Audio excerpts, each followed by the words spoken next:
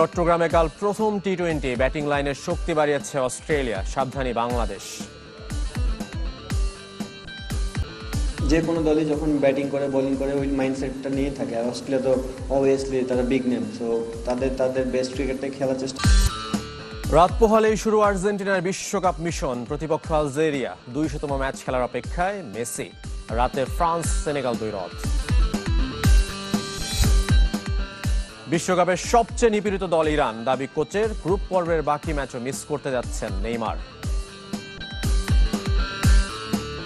চট্টগ্রামে শুরু হচ্ছে বাংলাদেশ অস্ট্রেলিয়া টি-20 সিরিজ। ওয়ানডের মতো এই ফরম্যাটেও ভালো ক্রিকেট উপহার দিতে চায় স্বাগতিকরা। ইনজুরি নিয়ে খুব বেশি ভাবছেন না অধিনায়ক লিটন দাস। অপেক্ষা করতে চান ম্যাচের আগ পর্যন্ত। সাগরিকায় ম্যাচটি শুরু হবে দুপুর 2টায়। মাইটি অস্ট্রেলিয়া বুঝে গেছে ঘরের মাঠে কতটা ভয়ঙ্কর বাংলাদেশ। তবে ভেন্যু আর ফরম্যাটের সাথে ভাগ্য বদল নিশ্চয়ই চাইবে না টাইগাররা। বন্দরনগরীতে হাসি মুখে ট্রফির সাথে দুই অধিনায়ক। নতুন চ্যালেঞ্জ নিতে প্রস্তুত লিটন দাস ও মিচেল মার্শ। ওয়ানডে সিরিজ জয় আত্মবিশ্বাস যোগাচ্ছে বাংলাদেশকে। আবার কন্ডিশনের সাথে মানিয়ে নিয়ে শেষ ওয়ানডেতে অজিদের ঘুরে দাঁড়ানো ভাবাচ্ছে। সব মিলে সফরকারীদের বিপক্ষে কঠিন লড়াইয়ের আভাস টাইগার ক্যাপ্টেনের।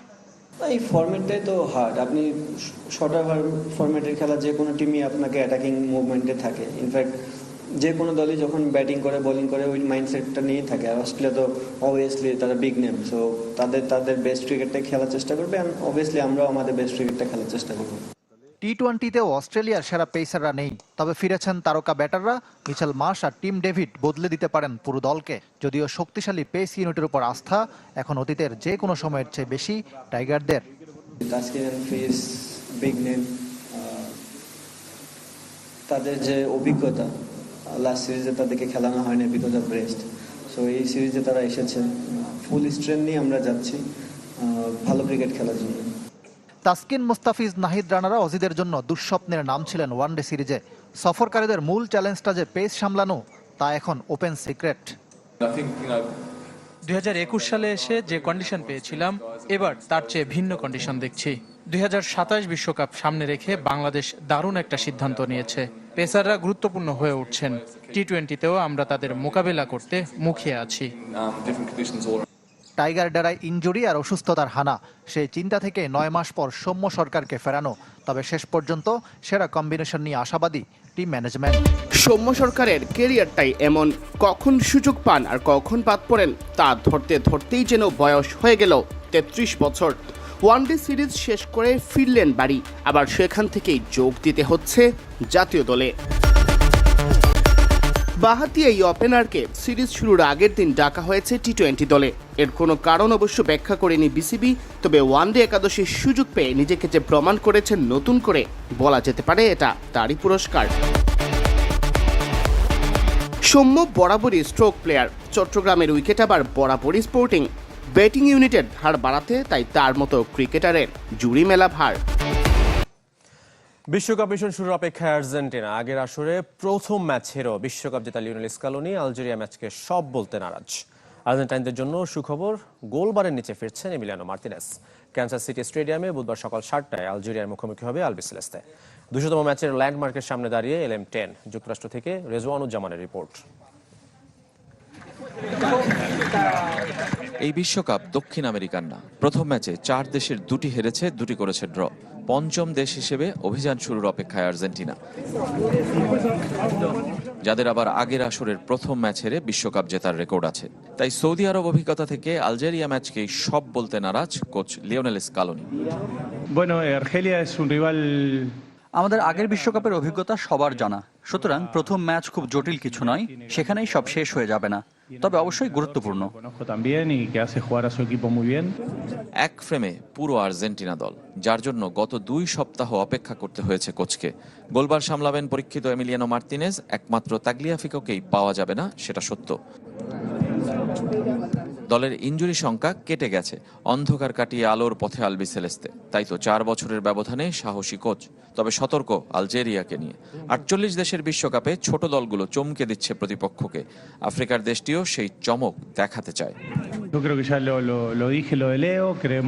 স্পেনের কি অবস্থা হয়েছে আমরা তা দেখেছি। ফুটবলে ছোট আর সহজ প্রতিপক্ষ বলে কিছু নেই। আলজেরিয়াকে নিয়েও চিন্তার কারণ আছে, কেননা তাদের দারুণ কিছু ফুটবলার আছে।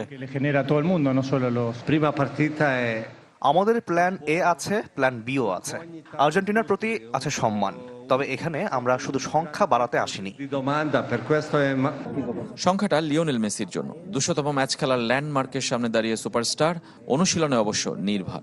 টানা দ্বিতীয় বিশ্বকাপ জয়ের মিশনে এবারও দলের অধিনায়ক তিনি।